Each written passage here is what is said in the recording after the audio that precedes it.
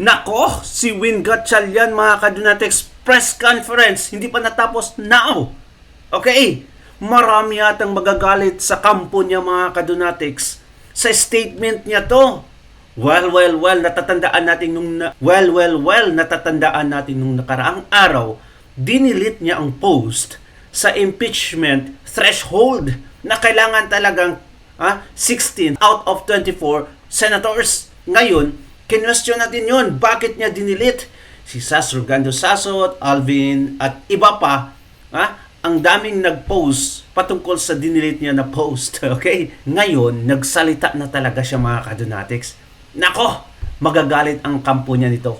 Eto, panoorin natin. But before anything else, ito yung post mga Kadunatics. Sabi niya, madalian lang, hindi natin babasahin lahat. Okay?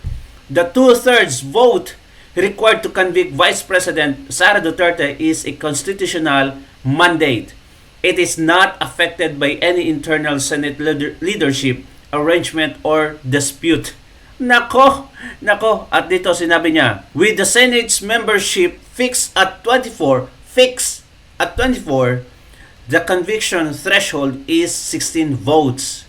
And it will remain 16 votes regardless of how many senators attend the trial, with black controls the chamber or who presides over the impeachment court. Maliwanag talaga. Kahit pa mga Kadunatis, ilang miyembro ng senators ang a-attend sa impeachment case ni Inday Sara Duterte, eto ang sabi ng new Senate President ngayon na si Win Gatchalian, 16 at 16 nga talaga para makonvict si Inday Sara Duterte. Kahit pa 18 lang yang dumalo mga Kadunatics sa impeachment case, dapat makuha pa rin nila yung 16. Maliwanag daw sa Constitution. Ngayon, pinatunayan niya mga Kadunatics na totoo talaga yung sinabi niya. Magagalit nga ang yung mga kasamahan niya dito. Pero I wonder bakit niya dinilito, okay? Siguro napagtanto niya mga Kadunatics, wala na siyang takas Hindi na siya makapag-excuse kasi dito mga Kadunatics. Kasi sobrang klaro yung post niya patungkol sa 16 votes. Ngayon, tinanong siya ng media at ito yung sagot niya.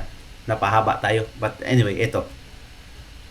Ayan. Quorum ng conviction threshold, mas dumarami yung nagsasabi na baka dapat ibaba dahil hindi mga 24 yung within the jurisdiction Well, of my power. opinion, it's malinaw ang constitution, no? 3/4 of all members, so that is 16. 2/3. So, in my opinion, we have to follow the constitution. No?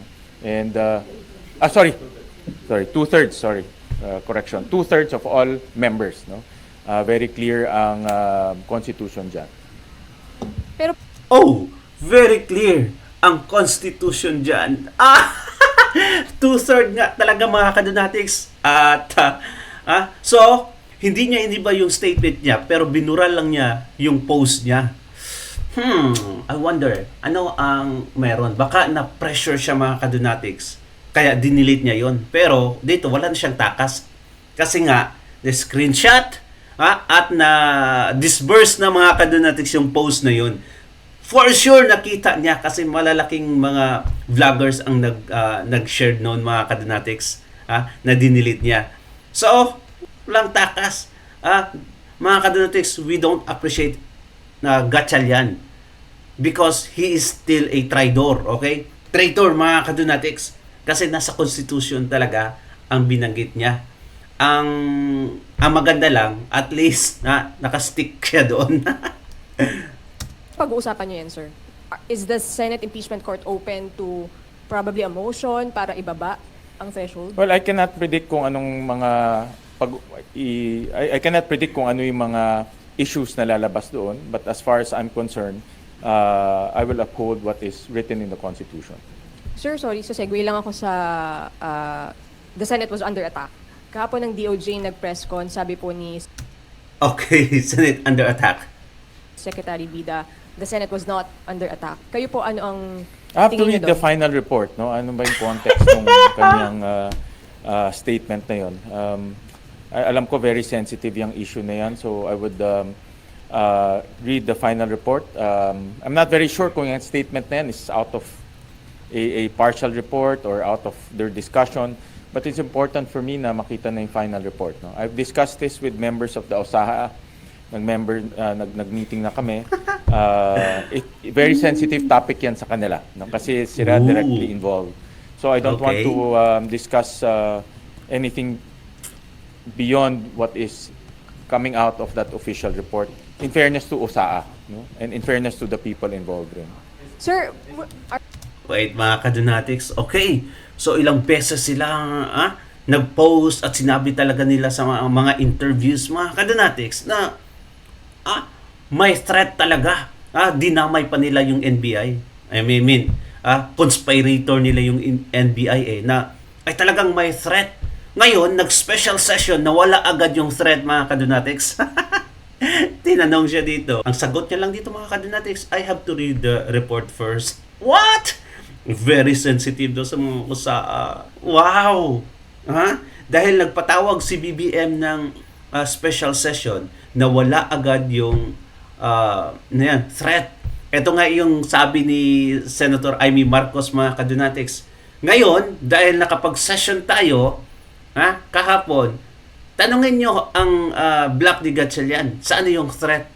Mukhang nawala agad Hay! DOJ na mismo nagsabi na walang threat. Ngayon, you can only say na I have to read the report first. Wala talaga. Ganyan katindi sila, mga kadunatics. Excuses.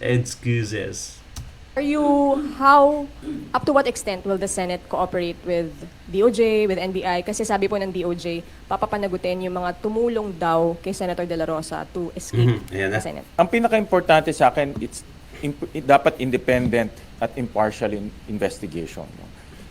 That's the most important. That's why sabi ko, kasama dapat sa investigation ang Senado. No? Kasi nga, dito nangyari at involve yung mga personnel ng Senado. But having said that, it has to be impartial. No? At kung merong mga personalities na nagkamali o personalities na merong direct involvement dito sa nangyari, then kailangan may accountability. No? So we will exact accountability as well. But having Accountability. Wow! Paano naging accountability yan? Mga kadunatics, mismo na ang Pangulo ang nagsabi that time na hindi nila aarestuhin si Senator Bato. Ang NBI na, kinlaim nila na we are not there, okay? To arrest Senator Bato de la Rosa. Mismo na si John Vic Remulla pumunta doon with the PNP, CIDG, DILG, mga kadunatics. Hindi na nila aarestuhin si Bato de la Rosa. So, kung lumabas man siya, mga kadunatics, dahil walang warrant of arrest, hindi kasalanan na ng iba yun kung sinama siya. Kasi he was a free man, mga kadunatics. Anytime pwede siyang lalabas ng Senado. Kahit sino yung kasama niya. Anong klaseng utak meron sila, mga kadunatics? Inargue na yan pero hindi sila nakikinig. Grabe talaga kung makapag-bend the law ang gobyernong ito. Dapat i-declare na lang ni Marcos Jr. na we are under martial law para, mga kadunatics, maset natin yung mind natin na kahit anong mangyayari ay talagang bend the law. At least, we understand that they bend the law, mga kadunatics, because we are under martial law. Pero pag ganito, sabihin nila na we are still a democratic country? What? That is downright pathetic. said that, no, I need to read the final report para alam natin yung personalities involved. Sir, Cooperating, yes, we will Sir, be cooperating. pushing it further, sir, yung issue nung sa threshold. We understand, sir, na gusto nyo masunod yung sa Constitution. Pero, sir, kasi yung ngayon may issue ng warm bodies na available during the impeachment trial. So, are you in any way open to discussing, sir, na ibaba talaga yung threshold? Kasi, sorry, sir, pero may possibility pa kasi We na cannot ibang preempt ma-arrest. kung anong Wait lang, mga kadunatics. Look at that. How the way the media ask question, mga kadunatics. Talagang kinakonvince nila na, sir, babaan nyo na. I-change mo na yung perspective mo patungkol sa Constitution. Media. Hindi ko alam kung sino itong nagtanong dito mga kadonatics, but gusto talaga nilang ipakulong si Inday Sara Duterte. Ganyan ngayon ang media. Kaya binabayaran niya kayo. Ha? Huwag kayong maggalit-galitan na sinasabi ni Senator Marcoleta na nababayaran kayo. Nababayaran talaga kayo. May binayaran nga. Ha? Arnold Clavio, shout out sa iyo at sa iba pa. Ha? Many years ago na mga kadonatics, hindi tayo naniniwala sa kanila.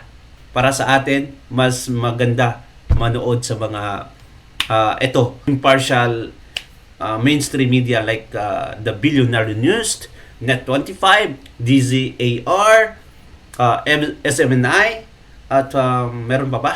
Basta yun mga kadonatics na banggit natin, maganda manood sa kanila.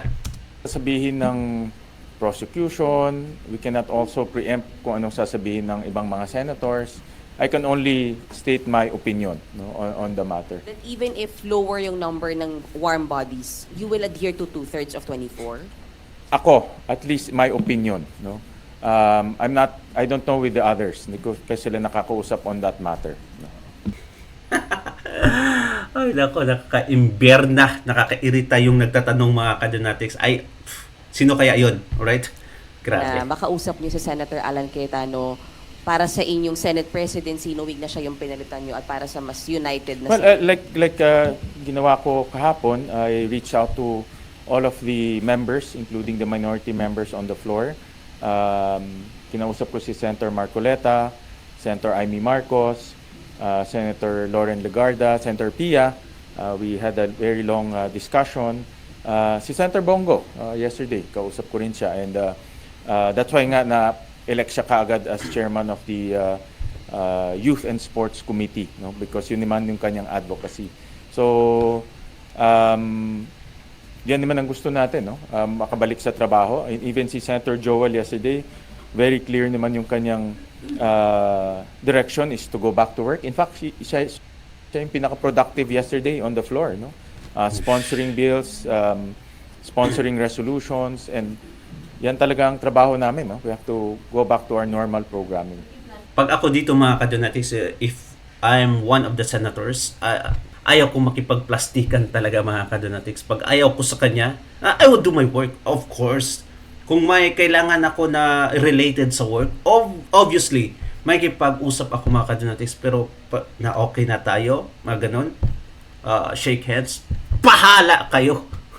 Bahala kayo. I'm not working for you, I'm working for the people na bumoto sa akin. And for the rest of the Filipinos. Ganyan, dapat ang mentality mga kadonatics. Kasi, sobrang plastikan kasi yung iba dyan mga kadonatics na ngayon okay na dahil nakuha na nila yung gusto nila mga kadonatics, makipagkamay na sila. Pero last time, grabe, nag-walk out kahit araw-araw mga kadonatics, ginugulo nila ang block ni Senator Alan Peter Cayetano. Ngayon, dahil nakuha na nila yung gusto nila, yung Blue Ribbon Committee, napalitan na yung chairman, makipagkamay na sila. Magtatrabaho na daw sila. Go back to work na daw sila. Mga hunghang, mga tulumok, na kugmok. Ay, nako. Ha? Mga post ni Erwin Tulfo, ni Rapi Tuplok, mga kadonatics, let's go back to work na. Let's go back kasi nakuha nyo na. Kung hindi mga kadonatics, kung si Senator Alan pa rin ang Senate President, I don't think so na let's go back to work para sa kanila. Ganyan katindi sila mga kadonatics. Well, anyway, comment down below at babasahin natin yan. Don't forget to like and subscribe mga kadonatics at it's a great help to our community. God bless you. Ingat palagi. Bye-bye.